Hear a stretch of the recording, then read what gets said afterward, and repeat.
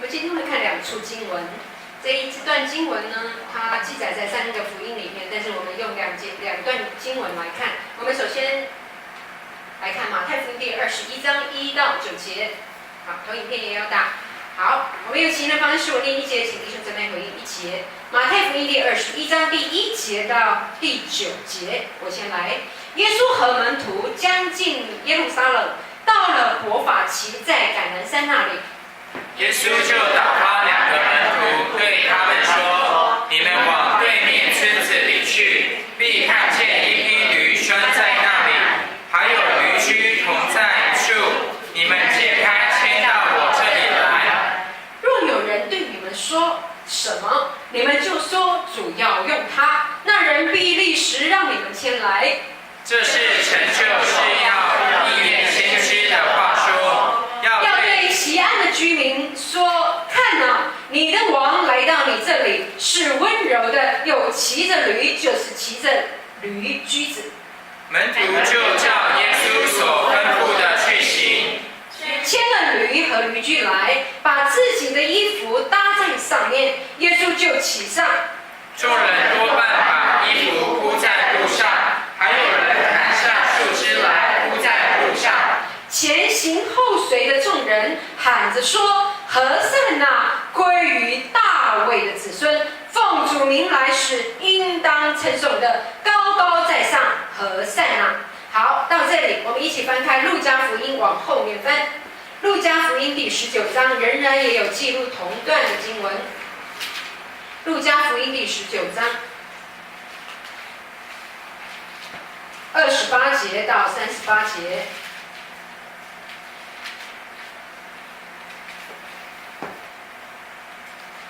路加福音第19章28节到38节，一样我用起念的方式，我先来。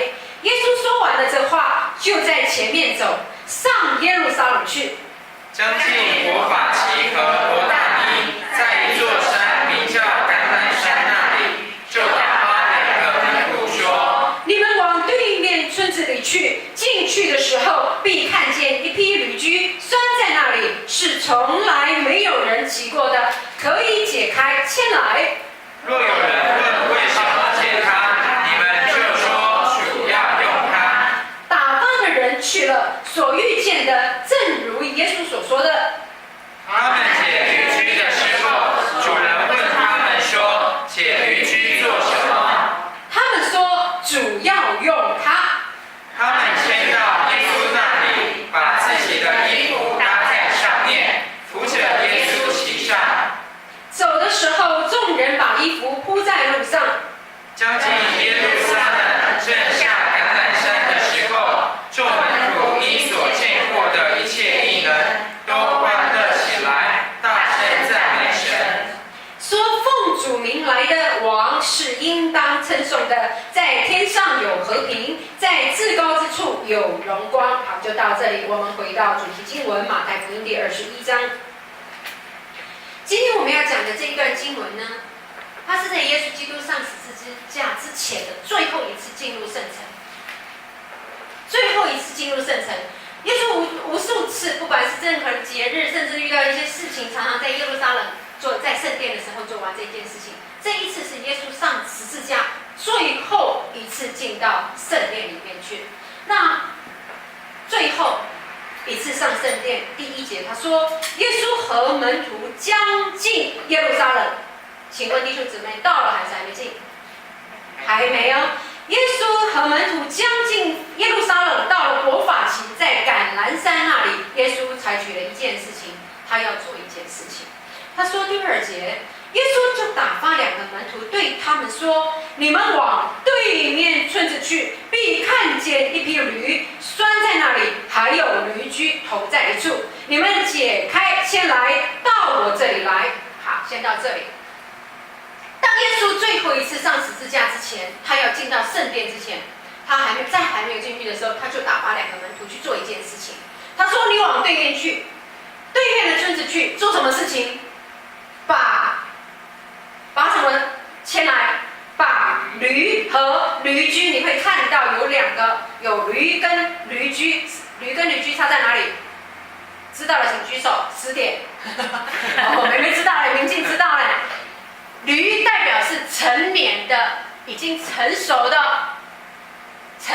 驴，但是驴驹代表是什么？幼小的，甚至在路加福音说什么是没有人骑过的啊。所以有老的，有他所生的这个驴，有驴和驴驹在一起，同在一处。你们把它怎么样解开？解开怎么样？带到我这里来，带到耶稣。为什么耶稣要把驴和驴驹带来？为什么是耶稣要把驴和驴驹带来？你知道吗？当我们说以色列民那时候，他在罗马政府的统治之下，他是人家的阶下囚，他是人家所必须备受管制的。因此呢，以色列民一直在期待，甚至在旧约里面说会有君王，会有救主上来。其实所有以色列民他们就在等待这个救主来。那他们认为，在我们认为救主来的时候应该是非常荣耀的，可能是骑着白马，有没有？非常荣耀，非常很大的阵势，带着天使天军，甚至外面围绕着很多的人，一起骑着白马，很荣耀的进到耶路撒冷来。但是耶稣选择的不是这样，耶稣所选择的不是这样，甚至在撒迦利亚书第9章第9节，我有打上来。撒迦利亚书第9章第9节，他说：“你们的君王来的时候，他会怎么做？”一起来，西安的民啊，应当大大喜乐；耶路撒冷的民啊，应当欢呼。看啊，你的王来到你这里，他是公义的，并且施行拯救，谦谦和和的骑着驴，就是骑着驴的驹子。在耶稣基督还没有来的时候，就有先知预言说，他们的君王救主来的时候是这样子的方式来，怎么样的方式来？谦谦和和的骑着什么驴，就是骑着驴的驹子。为什么？驴它代表着谦和，代表着温柔谦卑的样子。耶稣基督来到我们每一个人的心里面，在来到我们的生命当中，他不是骄傲的君王。阿们。耶稣对你来讲是不是最温柔？耶稣对你来讲是不是最谦卑的？耶稣对你来讲是不是充满着极大对你的包容跟忍耐？耶稣来，他不是用他荣耀的方式，荣耀君王的样式，骄傲自我的样式，是会成为我们当中的极大的距离，不是吗？今天早上我们刚好在说，为什么应当温柔谦卑，使我们产生一种极大的亲和力，能够让人更加的相信耶稣。耶稣来，他没有任何的价值。我要告诉你，什么是一个属灵的人，而不是属灵的人。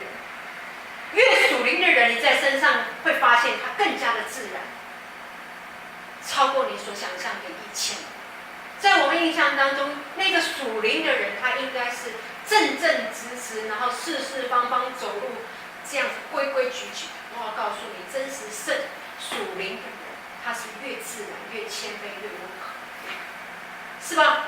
因为他的生命被熬炼过，被破碎过，他经历太多的伤害，以至于已经没有自我、没有骄傲了，哪来还自尊嘞？是吧？耶稣来的样式，他说他选择的跟一般人所想象的不同。一般人认为他应该是非常荣耀，骑着白马，像君王很荣耀的样子降临在我们当中，但是他所选择不是这样。他用的最谦和、最温柔、最顺服的方式进到耶稣神为他预备的圣殿。接下来你会发现一件事情，耶稣说：若有人对你说什么，你就说主要用他，那人必立时让你们签了。其实耶稣基督知道，当他差派这2个门徒去把人家的驴跟驴驹牵来的时候，驴和驴驹是人家的产业，是人家的财产，怎么可能随意让你牵走？如果有人今天来到你的家外面，把你的车子牵去，你会说请吧，是吗？不会吧？一定会怎么样？马上冲出来了，干什么？偷我的车吗？是不是？耶稣知道门徒会面对的是什么事情。耶稣告诉他说：如果有人问你说你在做什么，你应该说什么？主要用他。而且这一个人他会立时的向你献上，他会告诉你好，马上就立时的让你们签。我们就停在这里。你知道神常常考验我们对他的爱，出是相对的，你觉得呢？有没有人说我爱你，但是我不要付出？那叫什么样的爱？你告诉我，那我要好好爱你，因为我不用付出。爱和付出是相对的，阿们。你相不相信？所以你知道吗？神常常考验我们一个爱神的心。他从你的身上看见你有没有爱他，就从哪里看见？付出，你的付出看见。你对神有付出多少，神就看见你对他有多爱。你对他有多爱，甚至你愿意为他奉献，你甚至愿意为他奉献你的时间，愿意奉献你的全人，奉献你的笑容，奉献你早晨的赞美，这都是奉献。你多爱神，你就会付出有多少，是吧？是的，你知道吗？从你的不舍可以看见你有多爱耶稣。我要帮你们挑战的是，当我看这一件经文，我特别还用路加福音来说的时候，他说主要用它。我要推翻以前我们所说的。当我们说在这里，我觉得这一段经文里面，主所说的我要用它超过于奉献。我觉得它超过于奉献。如何说呢？当我们说寡妇的2个小钱是伟大的，因为他把他所养生的都献上。我要在这里说，我觉得这一句话主要用它超过了奉献。我们说钱能够解决的是简单的事，对不对？虽然我们说没有钱万万不能，但是钱能够解决的，你觉得简不简单？何况啊，钱只要钱能够解决的是简单的。但是我要说，主要用它这4个字，意思绝对不止于，甚至大过于奉献。为什么？为什么？我提醒，如果今天我告诉你说，某某人啊，我需要你的笔，我需要你的笔，我要用你的笔，你会告诉我说，请你拿去，不用还，甚至下礼拜可能会送我10支。如果我告诉你，某某人啊，你那个包包好适合我装圣经，好适合我装电脑，你回去之后会怎么样？好好的擦擦整理，下礼拜拿来送我。甚至买一个新的都要来送我，我不知道我有没有自我感觉良好。但是今天，耶稣告诉你，我要用你的东西，你会怎么样？你会怎么样？我告诉你，我绝对会帮助他，甚至我会增加他给我要1个，我会给他10个笔啊哈，是不是？如果耶稣跟你说我要用你的东西，你会怎么样？为他预备好，甚至刷洗干净。甚至还推他一把，甚至耶稣说：“我要使用你的车子，你前一天一定会怎么样？把车子拿去洗好，里面打理干净。甚至你会告诉耶稣说：这要怎么开？因为我的车比较特别，它怎么样？需要怎么开？帮助他推他增加。甚至你会说：耶稣，你配的最好的，我买一台最棒的给你，我买一台 Lancer 的给你，还有一台贝努的给你，有没有？”是不是这样？我要告诉你，在这里，耶稣所说主要用它这4个字，在路加福音里面提到了2次，绝对大过于奉献。我觉得，第一，主要用它最大的帮助是你要帮助他，你要帮助他。第二，你还要 push 他。第三，你还要增加他，甚至你要任由他。耶稣你要怎么用都可以用。都可以用，你知道吗？在这里挑战弟兄姊妹，如果神要你奉献的是你的房子、你的车子，这好讲啊。但是如果今天神要的是你的丈夫、你的妻子、你的儿女，神告诉你我要用他，你将怎么做？难道我们不是为他的祷告说，主你尽量使用他，你尽量使用他？我愿意把我的丈夫，我愿意把我的儿女献给你，甚至他不用担心其他的事情，我要让他毫无拦阻，毫无后顾之忧。主啊，你尽量使用他，不是吗？这就是我们刚才说的，当我知道神要使用他的时候，我会 push 他，我会增加他，我会帮助他。主，你尽量使用，其他的事情我让他不用烦恼。但是我们所看到的，我们不是这样。我要说到现在牧者跟传道人的伤痛，我们关起门来讲，有多少牧者、传道人，他的家庭是破碎的？为什么？为什么？因为丈夫跟妻子和家庭没有一起的爱神，不懂得这样子的真理。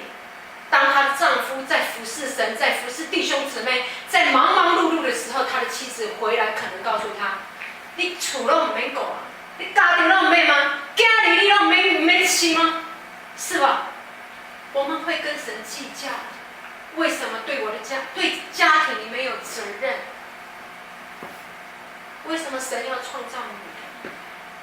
难道不是请你来帮助他？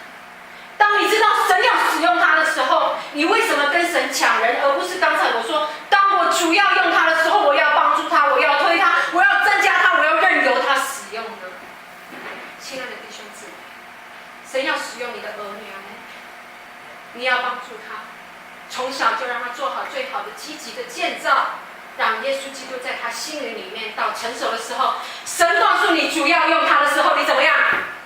赶快把他抓住！我无法放手。不是，你爱耶稣，从你的付出看出来。当神呼召耶稣的时候，你知道玛利亚的心肠。玛利亚也是一个母亲，把耶稣生下来。当她看见耶稣面临生命当中所有的经历，被责骂、被拒绝、被吐唾沫、被鞭打，会不会痛啊？会。但是她有没有为神献上？有。在圣经里面，亚伯拉罕为主献上谁？以撒。在他最年老的时候，给他一个最宝贵，他在期待当中所得着的孩子。当耶稣告诉你，我要你在以撒的身上，让我看见你对我的爱，你对我的爱，他献上了吗？他献上。在旧约里，哈拿祷告多久，神赐给他一个辛苦祷告来的儿子，叫做撒母耳。如果是我们的生命，我祷告很久，甚至我没有办法生育，是我的羞辱。今天我生了的时候，我绝对舍不得献给神。但是这一个妇人，在孩子断奶之后，就把他献给神，一辈子就住在殿中，成为神使用。亲爱的弟兄姊妹，主要用他，超过我们所想象，不仅仅只是奉献。你知道神要用谁吗？如果你知道，不要成为他的残累。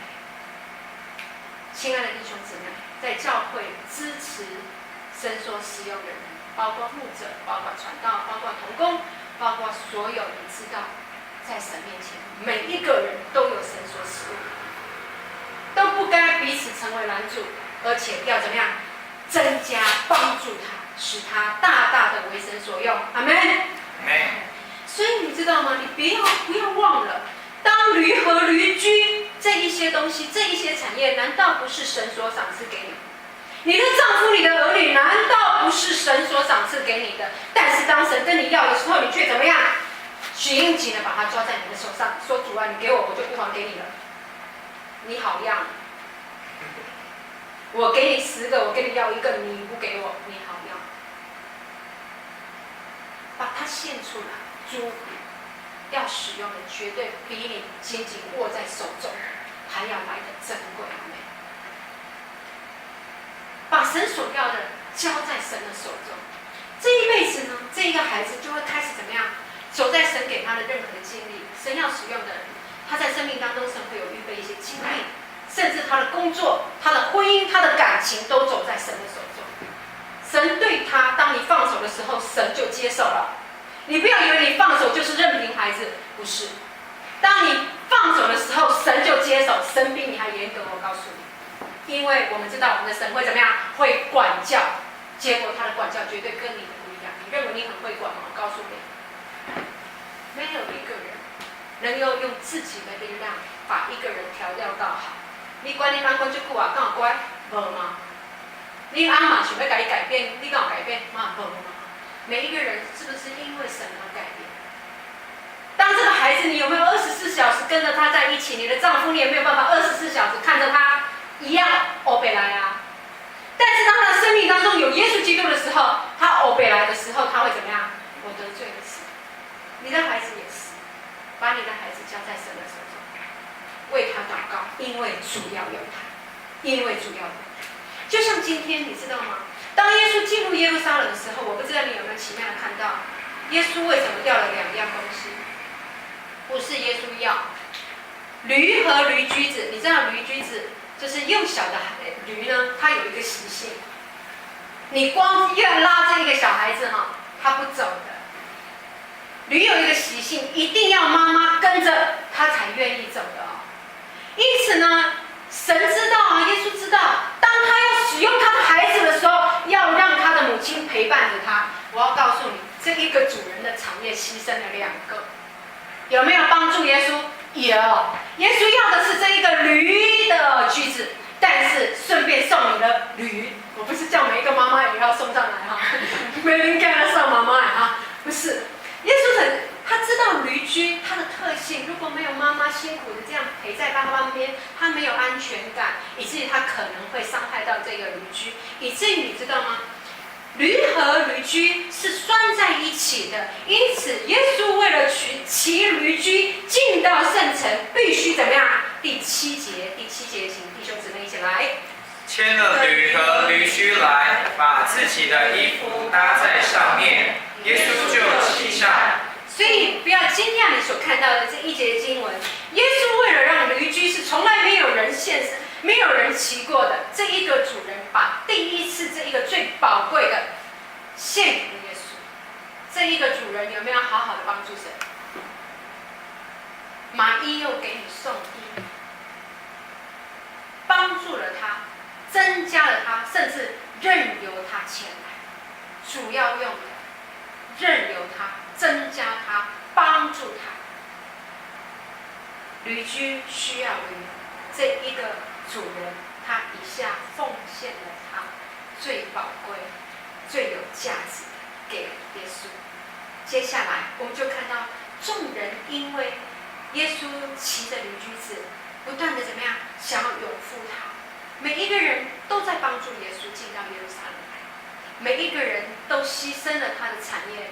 以前的人不像我们的衣服这么多嘛，衣服也是他们的产业，他们也脱了自己的衣服，怎么样，献上自己的衣服，也铺在地上，让这一个君王荣耀进入耶路撒冷。